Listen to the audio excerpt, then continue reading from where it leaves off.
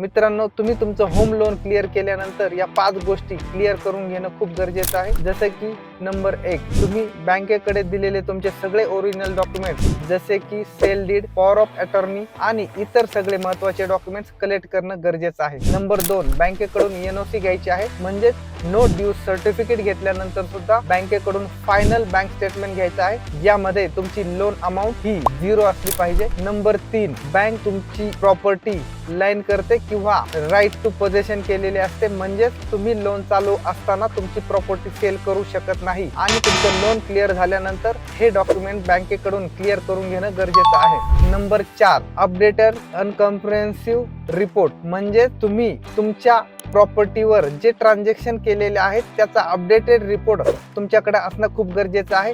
यासाठी तुम्हाला बँकेच्या रिप्रेझेंटेटिव्हला घेऊन रजिस्टर ऑफिस मध्ये जाऊन ही प्रोसेस करायला लागू शकते. नंबर 5, तुमचं लोन क्लिअर झाल्यानंतर तुमचा क्रेडिट स्कोअर अपडेट होणं खूप गरजेचं आहे.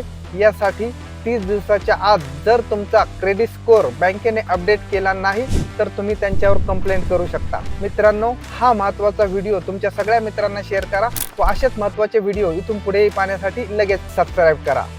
धन्यवाद.